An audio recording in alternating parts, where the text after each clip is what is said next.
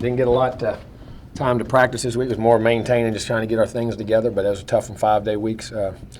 But good, solid, and hopefully we'll come out and play well Saturday and keep getting better as we go. Like I say, we're a work in progress. We have some things we do well, some things we got to keep getting better at, and all good teams, just keep improving every week. Hopefully we'll do that this week and get ready to play. But got to play a good Charleston Southern team, be ready on Saturday. Our early game, 12:30. We got to rock and roll early. Questions? What's Kareem R's status? He's out. He'll be out. Hopefully we'll get him back Monday is what we're thinking, possibly. How's DeAndre with the ankle? I know it was bothering him. DeAndre with the ankle, looks like he's limping a little bit. He's fine. Okay. How about Dalvin with his ankle? Fine. Tell us about the quick turnaround. What changes this week? Oh Lord, it's tough. I'm gonna tell you what. And I say this: you shouldn't do this to college kids. You get in those late night games like that and turn around 5 days later with school and all the things that got to go, recovery, sleep, rest, mind. That's hard on these kids now. I mean, it really is. And you can't push them too hard. Like I say, this week is more of a. It's hard to get better in practice when you can't practice. You have your Monday, Thursday practices and all you can get, and you're more worried about trying to get those guys back from rest and things like that. And that's a shame. You lose a whole week of practice for something like that. But that's it. We got to play. It's not that it's going to affect us playing Saturday, but I'm just saying in the long run, you always like to take those weeks of trying to get better every week. We've seen Cook catch a lot of passes out of the backfield this game. What's your excitement about that? Well, I mean, you got to get him ball. People are going to stack the box. They're going to do different things. And he is a very good route runner. He's got very good hands. He's very multidimensional. So we try to find ways to create matchups. And that's he gets it ball in space. That's less beating he has to take. And he's a complete player that way. So, we just try to give as many touches in different ways as we can. Did Patrick run the ball like you? Yes, he did. I was extremely pleased with him. I tell you, he took a flare passer one time. About 4 or 5 yards later, it was up in a hit bound. He's starting to really run like I think he's capable of running. And but saying all that, I mean, hopefully we'll get Vickers and Ryan Green and some of those guys in the game. They've been having good camps too. But I was very pleased with Jaquez's size, and he used it with and blocked. And I thought he played a very, very solid football game.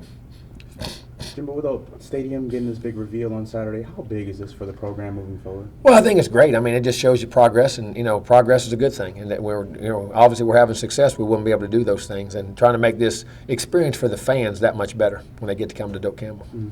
When Stan took the job here a couple of years ago, he made facilities a part of his big, plan to help this program move forward and be one of the best in the country. We always have. That's what we've been doing with. We took an indoor facility. We took a thing. We had this already in plans to have the locker rooms done. We had the dorms we had to get done. There's a lot of plans in facilities is the key. I've said that the whole time, and that's something we at Florida State are going to do.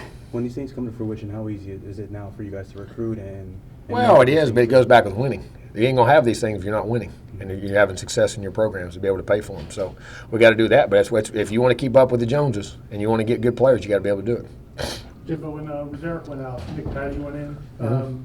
Some of the other guys that on scholarship, like were they not available, like Purifoy or Shamar Kilby? Shamar's ineligible. Okay. He's academic ineligible. He's not able to play. And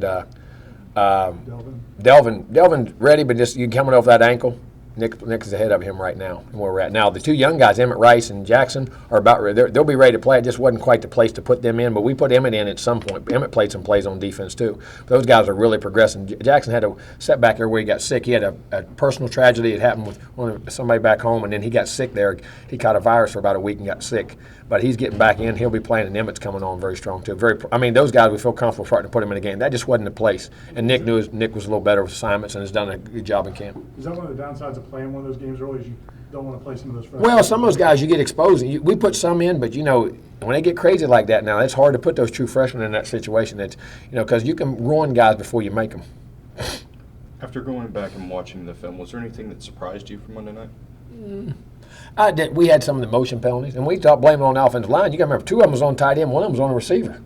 We had 5 motion penalties, and only 2 on the offensive line, which was, you can't have those kind of things. I thought there were some poor calls. I thought DeAndre got hit late about 3 times. That was really unnecessary. Should have been called. But we had some assignments up front that I thought things that we knew and just didn't execute early in the game. But then we got our poise back, and in the second half did a really nice job.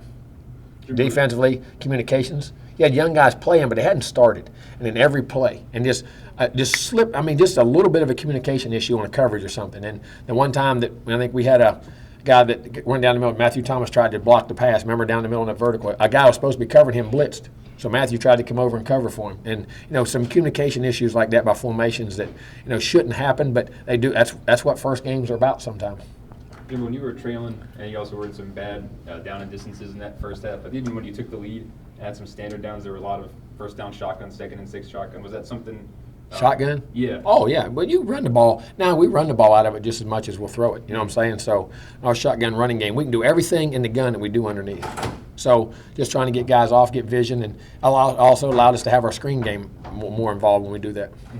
A couple times where a couple of linemen kind of got tripped up on their feet. Is that because you had some new guys in there? Well, they just got tied up, got pushed, and the guy got stepped on and get spacing, get splits. A guy is supposed to be in a 2-foot split, maybe in a foot, you know what I'm saying, or 3 foot. Sometimes they get off or they get displaced. And we had more guys tied up like that probably than normal, but sometimes it happens like that, guys. You get knocked around or you just get your splits bad. But we had 2 or 3 of those protections. You saw guys got tied up with their feet together. Was it encouraging to see some of the young sophomores like Tavares, Marcus kind of bounce back after maybe rocky start? Well, but when here's you remember when you play, you say rocky start. You ever see a DB never been beat? Sure. Never. I mean, you got to have a short memory. You ever see a quarterback never throw an interception, or a receiver didn't have a drop? There's things going to happen.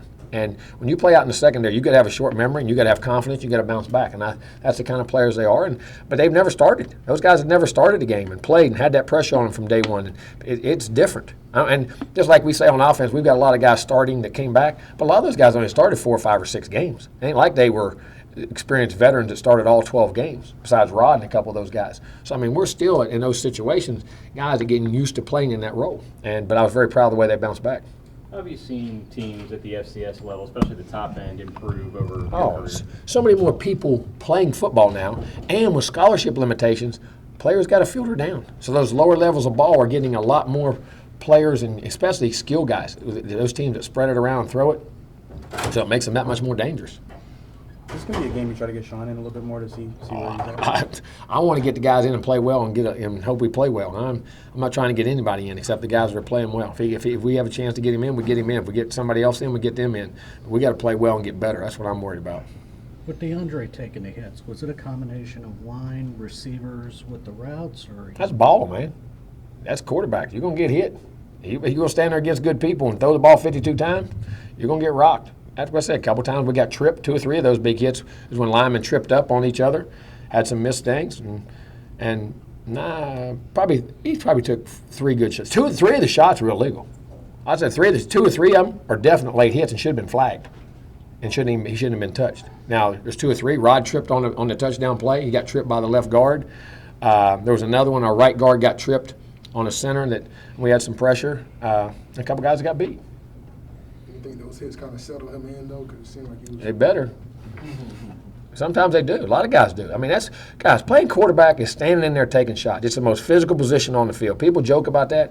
Name me a position, you stand there and let guys run at you and you get hit. And you got to stand there and deliver footballs. That's what good ones do. And that's part of the position. And hopefully we need to protect him better. And if he'll learn in time, even maybe get rid of the ball quicker, make progressions quicker, get out, understand. And that's all part of the learning curve. But, guys, there's going to be part of getting hit. That's the nature of the beast. Jimbo, it seemed like a lot of guys on both sides of the ball for FSU and Ole Miss lost their footing in the open field. Was it field? Our guys said that the field was slick. They did say that, the new turf, and Dalvin stumbled 2 or 3 times. Even I asked DeAndre after, he said it was just, you never felt totally comfortable sticking your foot in the ground. You know what I'm saying? And like I said, on both sides. So I don't know. I mean, it's a great field we felt, but just might have been slick. I don't know. Maybe I tried might need some different shoes or something, but we have all of them. But guys said they did feel a little, at times, uncomfortable on it.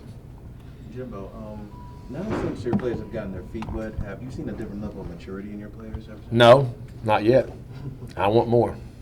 That's what I was talking about practice today. They were okay, but we need to learn to practice at a different level. We need to crank it up and get better in practice. I mean, they're doing okay, and they're trying to push, but we'll get them there. All right, we good? Oh yeah, I don't have it in my pocket. I gave it to you. Is that it? Yeah. Let me see. All right here. Kareem R is out. Corey Martinez is still out. Cole Minshew will be in playing. He'll be back. Freddie Stevenson probably be out this week. Yes, Darvin, Adam Torres. And also George Campbell going to be out for the season. He had that core muscle. We have to have surgery in that groin. We'll have that in there. Keith Bryant had that foot. He just had surgery again. He'll be out indefinitely.